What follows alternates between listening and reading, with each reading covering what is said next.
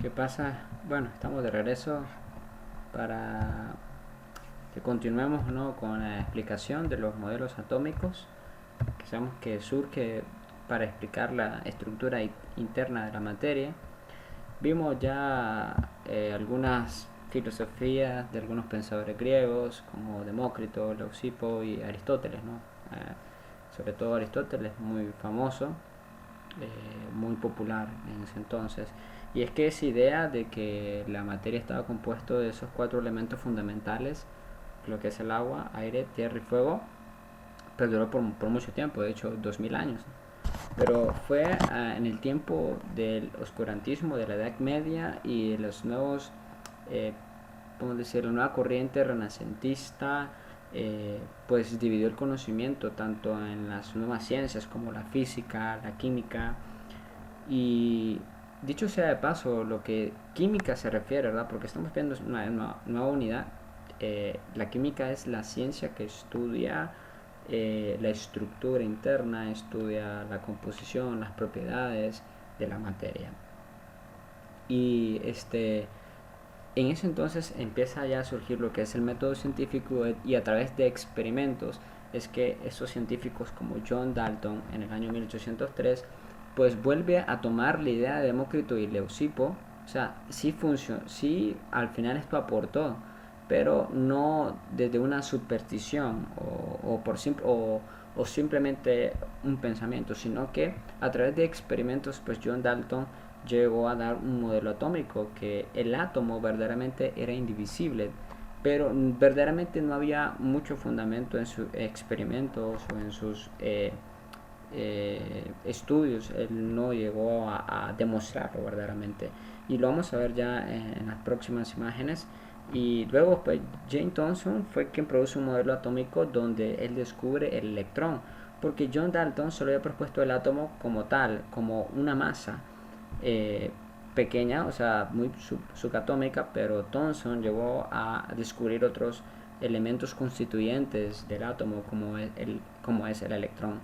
Después viene Ernest Rutherford en el 1911 y se da cuenta de que hay más todavía que el electrón, y empieza a descubrir otros elementos constituyentes como lo que es el protón, la carga positiva de un átomo. Y por último tenemos a Niels Bohr, que propone un modelo atómico más sofisticados que los anteriores, pero que sí, estos anteriores fueron mucha base, sirvieron para poder ir mejorando esos modelos atómicos. Y bueno, respecto a John Dalton, vamos a ver la siguiente imagen. Pues un poco acá de John Dalton, quiero compartir un poco acá. Estaré compartiendo unas imágenes donde hay una información que es muy valiosa, y la cual fue portada esta clase de hoy. Y es que las ideas de Dalton permitieron construir un modelo atómico que fue aceptado rápidamente, porque a diferencia de las ideas griegas, tenía un respaldo proveniente de los experimentos que había realizado. Dalton también creó otros conceptos importantes para la química, como la diferencia entre átomo y molécula, que no es lo mismo, ¿verdad? Y compuesto, además de elaborar una nomenclatura. ¿Qué significa nomenclatura, verdad? Es un conjunto de reglas o fórmulas que se utilizan para nombrar todos los elementos y los compuestos químicos. Hoy en día es una organización llamada IUPAC, que significa Unión Internacional Química Pura y Aplicada, que ellos son, como decir, la máxima autoridad en materia de nomenclatura química, y son los que se encargan de establecer las reglas correspondientes para todo esto. Pues, ¿qué tiene que ver esto, no? Pues justamente Dalton hizo una nomenclatura, pero más que todo fue imaginada. Él supuso de que el átomo era una sola masa diminuta, indivisible, es decir, que no se puede dividir, indestructible.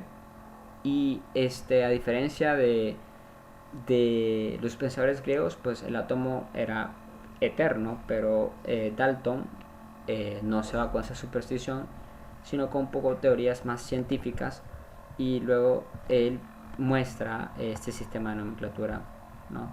Por ejemplo, el azufre lo representaba de esta manera, el carbono, y así sucesivamente, como ustedes pueden ver. Luego las uniones como compuestos químicos, mejor dicho, el agua, entonces ya eran dos moléculas, eran dos átomos, perdón, que los formaban, ¿no? Por ejemplo, el agua, que es el hidrógeno, pues aquí está, ¿no? Junto con la de oxígeno, que simplemente la representaba como si fuera una circunferencia, ¿no? Entonces, y así sucesivamente, pero esto no era suficiente. Claro, esto es mejor que esto es mejor que esto es mejor que, claro, que la propuesta que hacían los pensadores griegos, ¿no? Entonces, por eso fue aceptada muy pronto. Pero claro, dio origen a que se pudiera estudiar esto, el átomo, ¿no? Esto hacía más que había más intriga. Ahora, muy bien, aquí vamos a ver un poquito más ya esquematizado los modelos atómicos, ¿no? Es ese modelo de Dalton, que el átomo es una sola masa diminuta, súper pequeña, indivisible, no hay protones, no hay electrones, no hay neutrones en lo absoluto. Pero en el momento que llega Thomson, en ese entonces pasan 100 años, básicamente pasaron 100 años, pues la ciencia fue aumentando y algo que se descubrió fue la corriente eléctrica. Por lo tanto, si hubo corriente eléctrica y también esa área se llama electromagnetismo, pues se descubrió algo llamado electrón. Y Thomson demostró cómo se descubrió este electrón, que realmente si el electrón existe. Para ello voy a dejar en el link de este video cómo fue el experimento. Pero él usó algo llamado rayos catódicos, pero no voy a profundizar mucho en eso, pero se los doy a ustedes para que vean ese experimento que es muy bueno. Ahí va a estar en el comentario o en la descripción de este video para que ustedes puedan entender cómo él fue que descubrió esto, ¿no? Pero ¿qué propone Thomson aparte de Dalton? Pues el electrón, algo verdaderamente real, y protón, que es la carga positiva. El electrón, carga negativa, protón, carga positiva. Pues él propone un modelo de átomo que se le conoce como el pan con pasas, ¿no? Es decir, imagínense un pudín, algo así, o un muffin, donde pues hay pasas o chispas de chocolate, ¿no? Y que esas chispas de chocolate sean como las cargas negativas, ¿no? O sea, el electrón. Y que la masa sea el protón, la carga positiva. Y eso fue lo que Thomson verdaderamente, él estaba, ese fue su modelo atómico, que verdaderamente sí llegó a descubrir de que sí es divisible el átomo, ¿ok? Que ya no es indivisible, sino que es divisible, y eso abrió también a una puerta más o un paso más de descubrir más por el átomo. Más científicos atómicos estaban más interesados acerca de esto, ¿no? Acerca de esa curiosidad de la materia. Y hay cosas que me gustaría mencionarlos, por ejemplo esta información que tengo. Después del descubrimiento del electrón, entonces James Thomson supuso que los átomos estaban formados por una gran masa positiva en reposo, con cargas negativas destruidas de forma aleatoria. Se le conoce como el modelo del pan con pasas, ¿no? Que es lo que estaba mencionando. Pero hay algo más también de este modelo de Thomson. Esos rayos catódicos, lo que fue el experimento, bueno, hay que ver el link que voy a dejar ahí. Entonces, a través de esos rayos catódicos, él fue el que llegó a demostrar que existía pues esta partícula fundamental que es el electrón. Es muy interesante el video, véanlo para poder entender esa parte que estoy diciendo, ¿no?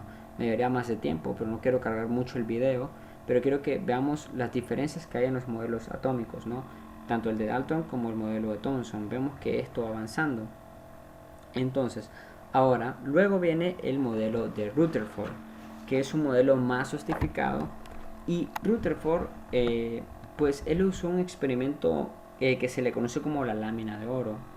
Y también estaré dejando el link del video para que ustedes puedan ver cómo fue este experimento. Pero básicamente lo que consiste este experimento de Rutherford, o lo que él descubrió, fue que a partir de sus experimentos concluyó que la mayor parte de la masa del átomo se encontraba concentrada en el centro. que se le conocería como el núcleo, es decir, acá. Ahí estaba la masa. Miren qué diferencias contra la de Thomson, ¿no? La masa es todo esto, pero verdaderamente él descubrió a través de un experimento de lámina de oro, que básicamente se los explico acá.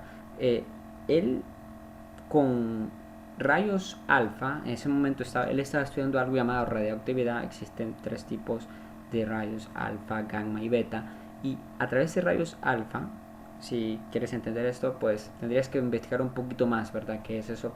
No quiero profundizar mucho porque se va a hacer muy grande el video, pero a través de rayos alfa él fundió, podemos decir, rafagueó esa lámina de oro, y él esperaba que el rayo de alfa rebotara, la radioactividad rebotara, pero se dio cuenta de que más bien la atravesaba, y que ciertos rayos simplemente se desviaban, eran contados, ¿ok? Entonces él llegó a concluir, muy bien, ¿qué es lo que impide que esos rayos se desvíen? Pues sería el núcleo, que serían partículas pequeñas que son los que impiden que este no pase. Pero ¿qué pasa con los rayos que atravesaban completamente la lámina de una manera recta? Entonces él dijo, quiere decir que los átomos, la gran mayoría de ellos, tiene espacios libres. ¿Qué sería esto? ¿No? Todo ese espacio libre que usted puede ver ahí, eso significa que Rutherford entonces dijo, no, quiere decir que los electrones están orbitando alrededor del núcleo, y que en ese núcleo está tanto la carga positiva. Y eso fue lo que él prácticamente llegó a concluir en su experimento, pero dejaré en la descripción del video, el experimento que él hizo, que es muy genial entenderlo, y que es necesario para que podamos ir comprendiendo, porque esa es nuestra meta, para que podamos ir comprendiendo más la clase, ¿no? Y bueno, básicamente por ahí va girando el asunto, y no acaba ahí, porque luego de eso venimos con un modelo atómico más justificado, que sería el modelo atómico de Bohr, que Bohr era Niels Bohr, que es un discípulo también de Rutherford, muy bien, y Rutherford era un discípulo de Thomson, y así va esto, ¿no? Pero entonces Niels Bohr llegó a proponer un modelo que se le llegaría a conocer como un sistema solar, pero diminuto, ¿no? O sea, pequeño. Y él llegó a concluir en su experimento lo siguiente. Quiero leerlo de acá para que ustedes puedan escuchar esto, que está muy interesante. Este es el primer modelo del átomo que se introduce en el concepto de cuantización. Cuantización quiere decir que es una partícula demasiado pequeña, que tratan de explicar que los electrones, estos serían los electrones se encuentran orbitando alrededor del núcleo, que ese núcleo está compuesto de protones y neutrones. Los neutrones son los elementos que no tienen en lo absoluto ninguna carga. Son, por eso la palabra neutro, ¿no? De ahí viene. Entonces, y que para que esos electrones puedan girar alrededor o orbitar alrededor de ese núcleo, se necesita cierta cantidad de energía. Otra palabra sería un cuanto de energía. Ese cuanto no se refiere a una pregunta, sino un cuanto es como un tipo de tamaño de una partícula demasiado pequeña. Muy bien, que esto se llamaría partícula subatómica: protón, neutrón, electrón. Muy bien, entonces Niels Bohr desarrolló su teoría entonces en el 1913, tomando como modelo el átomo de hidrógeno. Eso es algo que se limita este modelo atómico, porque él no estudió todos los elementos químicos. Recuerden que los primeros elementos químicos, ¿cuál fue? El hidrógeno, el helio, y ahí sí se fueron formando después otros elementos químicos como el hierro, azufre, manganesio, elementos como eso, que voy a dar al final una pequeña reflexión acerca de eso. Pero en cuanto a esto, podemos decir que este es uno de los modelos más sencillos, tomando el del hidrógeno, para explicar con este modelo porque la materia se mantiene estable y solo se cumple para este. Escúcheme, este modelo solo representa para el hidrógeno, pero claro, esto es un asunto muy complejo, ¿verdad? Y no podemos juzgar a Niels Bohr. Hizo un gran trabajo, porque luego, gracias a ello, se ha desarrollado un modelo de atómico más justificado. Para explicar, representó el átomo de hidrógeno con un protón en el núcleo, y alrededor de este girando un electrón. Ahora se ha aplicado esta explicación también a otros elementos. Los postulados que conforman el modelo de Bohr son, para que tomes notas acerca de esto, el electrón gira alrededor del núcleo, que sería este, ¿no? El electrón gira alrededor del núcleo. Esa es la manera, me estoy pasando. Gira alrededor del núcleo en niveles circulares. Muy bien, que es meramente en esta figura como lo puedes ver acá, obedeciendo a leyes de la mecánica clásica. Muy bien, el electrón solo puede moverse en un mismo nivel sin perder energía. Es decir, que no puede, podemos decir, no se mueve hacia otros niveles. Estos niveles tienen valores cuantizados. Siguiente, el átomo emite o absorbe energía en un mismo nivel. Perdón, el átomo emite o absorbe energía cuando el electrón pasa de un nivel a otro. Entonces, dos cositas para aclarar otra vez. El electrón solo puede moverse en un mismo nivel sin perder energía. Muy bien, estos niveles tienen valores cuantizados, es decir, él se mueve sobre esta misma órbita sin perder energía. Pero si él pasa a otro nivel de energía, que luego vamos a ver un esquema más grande, él sí pierde energía, y al perder esa energía desprende un fotón, que un fotón es como un rayo de luz, ¿ok? Por eso ustedes ven que a veces hay materiales que desprenden luz, como, no sé si ustedes han visto hay un logo de una banda que se llama Pink Floyd, que es como que sale un cubo y entra luz color blanca y después desprende otros colores. Entonces eso es a causa prácticamente de lo que está hablando acá este modelo atómico.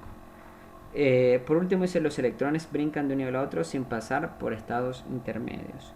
Muy bien, entonces toda la materia está formada por partículas diminutas llamadas átomos, que constituyen todo lo que nos rodea. Hasta ahora es imposible ver un átomo a simple vista, obviamente necesitamos equipo para eso.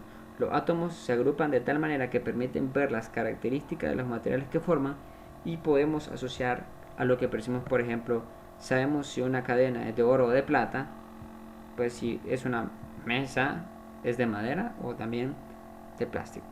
Muy bien, pero ese modelo atómico de Bohr, que es el hidrógeno, ¿verdad? Se adaptó para explicar también otros elementos químicos. Muy bien, Bohr demostró claramente el del hidrógeno. Ese es así, es estable. Pero podemos decir que se adaptó este modelo para otros elementos, para explicar, ¿no?, cómo es que funciona verdaderamente un átomo. Y para esto, esta teoría más aceptada acerca de la constitución del átomo plantea que está formado por partículas subatómicas, ¿no?, que eso lo mencioné anteriormente: los electrones, que es la carga negativa, los protones, que son la carga eléctrica positiva, y los neutrones, pues los que no tienen absolutamente carga. Los protones y neutrones están en el núcleo, que es esto de acá. Aquí lo podemos ver en esta imagen, ¿no? Los neutrones, que están en amarillo, y los protones, que están en rojo, son el núcleo. Ahora, los electrones son los que están orbitando alrededor de esto. Entonces, vemos que existen dos tipos de electrones. Los electrones externos son los que están más afuera del núcleo, y si aquí nosotros trazamos como una línea, el radio es más grande. Entre el radio es más grande, entonces hay mayor nivel de energía. Y entre el radio es más pequeño, como este nivel de energía, entonces el nivel que se ocupa es más pequeño.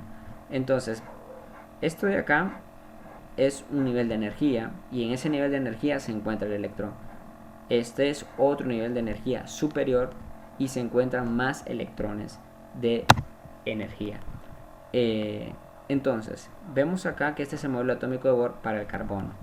Entonces, si nosotros podemos ver acá, el carbono tiene 1, 2, 3, 4, 5, 6 electrones.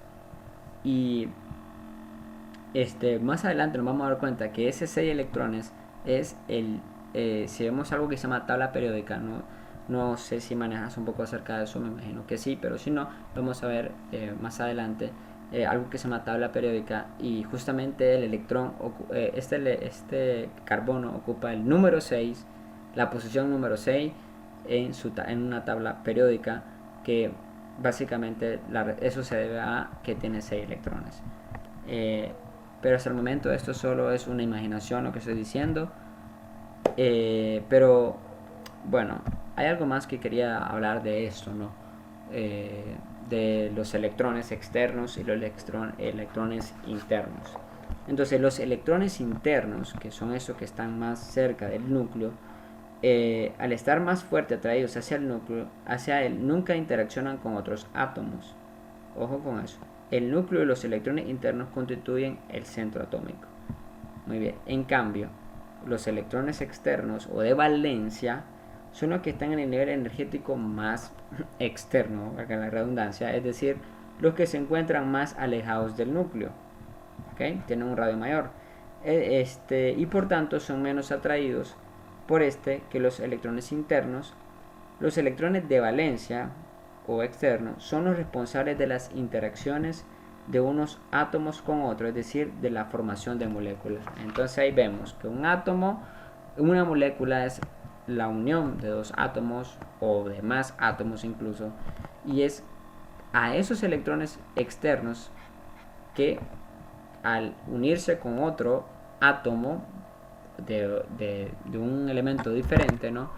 Como por ejemplo el H2O, gracias a esos electrones externos que se unen estos y dan lugar a lo que es una molécula, por ejemplo como conocemos la molécula de agua, ¿no? Esa fórmula conocida como H2O. Ahora, ¿por qué es importante este modelo atómico? Porque esto se ha empleado para explicar la distribución de electrones. Y como mencionamos, este científico propuso su modelo con base en el átomo de hidrógeno, lo que hace que tenga varias limitaciones, eso sí. Por ejemplo, también no explica por qué la cantidad de energía que hay en las órbitas atómicas no es la misma para cada una de ellas. Si eso es cierto, el nivel de energía que hay en los electrones internos no es la misma que se encuentra en los electrones externos. No explica eso, ¿verdad? No explica eso. Tampoco explica algunas propiedades de los elementos, como las similitudes de algunos comportamientos físicos y químicos a lo que se le conoce como periodicidad. Y bueno, eso lo vamos a ver más adelante. Muy bien, pero a pesar de sus limitaciones, el modelo Bohr ha permitido entender mediante dibujos simples, porque esto es algo simple, por cierto, espero que lo vayas tomando dibujos acerca de estos esquemas para que los tengas en tu cuaderno y tomas notas acerca como por ejemplo esto, ¿no? Señalas las partes así como está muy sencillo. Entonces, la estructura atómica básica, sobre todo si consideramos que este se asemeja al modelo planetario de Copérnico, es decir, en el que los planetas describen órbitas circulares alrededor del Sol.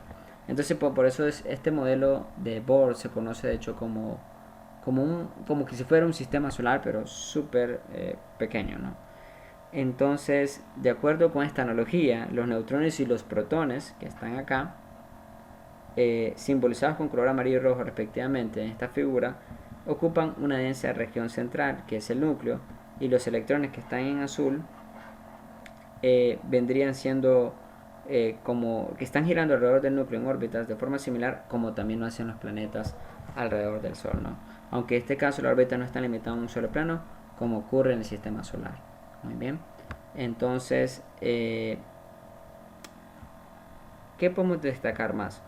Muy bien, aquí también hay una información interesante. Otra similitud entre los modelos planetarios y atómicos de Bohr es que el primero, la fuerza de gravedad en el sistema solar, es la que provoca que los cuerpos se atraigan hacia el Sol. Muy bien, pero como también no se acerquen demasiado. Es una estructura muy compleja y muy difícil de entender. De hecho, la gravedad es muy difícil de entender. Y en el segundo, tal fenómeno se debe a la fuerza de atracción de Coulomb, que es de naturaleza eléctrica. Entonces, si alguien quiere saber un poco más de esto, ahí estaré dejando un link en la descripción y puedes leer acerca de lo que es la fuerza de atracción de Coulomb, que es la fuerza que está entre la carga positiva del núcleo y la negativa de los electrones. Muy bien, entonces en resumen, esto es lo que hemos visto. Dalton propuso un átomo de masa sólida y no hay protones, no hay neutrones, no hay nada de electrones más que solo una partícula diminuta, y lo representaba a través como si fuera un círculo, ¿no? O una esfera, podemos decirlo así. Pero sabemos que era redondo. Ahora, Thomson pues es el quien ya se da cuenta de que un átomo realmente tiene carga positiva y carga negativa. Carga positiva protones, carga negativa electrones, ¿no? Y Rutherford se da cuenta que no es así, sino que realmente lo que es un núcleo, lo que hay, y que alrededor de ese núcleo pues giran electrones. Muy bien. Que verdaderamente el átomo no es todo, no es toda una masa, la mayoría de su cuerpo no es una masa, sino más bien son partes vacías. En cambio, Bohr, niveles de energía, lo que hace eso, se da cuenta que, ok, sí hay un núcleo, pero dice, esos electrones están distribuidos en diferentes niveles de energía y que giran alrededor del núcleo como lo hacen también los planetas alrededor del Sol. Entonces, y que esos electrones ocupan cierta energía para poder orbitar y que entre más largo esté, más energía se requiere para que esto también pueda funcionar, y que estos electrones, los externos, es decir, los que están más lejos del núcleo, son los que se unen con otros elementos, con otro átomo, se enlazan con los electrones también externos de otro átomo y da lugar a lo que es una molécula. Entonces, estos cuatro son los que hemos visto hoy, pero más en la otra clase estaremos viendo el último modelo, que es un poco más, podemos decir, complejo, pero está al alcance de nosotros poder entenderlo, y porque ya entra otra cosa que se llama mecánica cuántica. Entonces, básicamente esos son los cuatro modelos que estamos viendo hoy, y quiero que hagas esta práctica independiente. Entonces, muy bien, esta práctica independiente son estas preguntas: ¿de qué manera estas explicaciones han contribuido al desarrollo de la ciencia? O sea, hablando de los modelos atómicos que hemos visto hoy. Elabore una tabla como la siguiente y explique el alcance y limitaciones de los modelos que analizaron. Vemos desde el Thomson, Rutherford y Bohr. No vamos a tomar el Egerton. Vamos a comenzar de Thomson, Rutherford y Bohr. 3. A partir de las respuestas de la tabla, responde a las siguientes preguntas. ¿Por qué existen varios modelos del átomo? Muy bien. A partir de esta tabla, ojo con eso. ¿Por qué existen varios modelos atómicos? ¿Ven qué aportó cada modelo al que lo sustituyó, no? Ahí está clara la pregunta. Es como, ¿qué aportó a cada modelo que sustituyó? Es decir, por ejemplo, el de Thomson, ¿en qué aportó para la Rutherford? Y la de Rutherford, ¿en qué aportó para la de Bohr? Y así va. ¿Cómo se relaciona la búsqueda de mejores explicaciones con el avance de la ciencia? ¿Cómo se relaciona la búsqueda de mejores explicaciones con el avance de la ciencia? Esta pregunta es como, déjeme verla un poco más.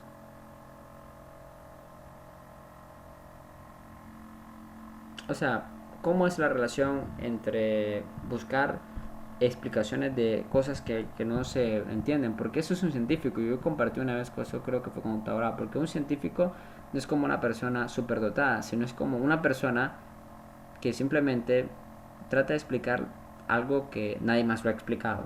Así lo leí y me llamó mucho la atención. Creo que eso es lo que tratan de hacer ellos, explicar algo que los demás no entienden, o que no se entiende, o que no es un conocimiento universal, y ellos tratan de explicarte cómo funciona. ¿Cómo se relaciona esa búsqueda de esas explicaciones cómo ha avanzado la ciencia? Para mí la relación es muy estrecha, es decir, o sea, bastante relacionada. ¿Considera que el modelo actual del átomo es el definitivo? Bueno, eso fue el de Bohr, ¿no? Vámonos con ese. ¿Consideran o creen que hay que... Yo sé que les mencioné que hay otros modelos que son conocidos modelos cuánticos, pero respondan conforme a lo que ustedes analizan, lo que ustedes están razonando, y si consideran, ¿por qué? Muy bien, ¿por qué creen que hay un mejor modelo que el de Bohr, que fue el que hasta que llegamos nosotros, ¿no? Entonces, voy a terminar este video por acá, y voy a terminar con otras dos cositas que quiero compartir con ustedes.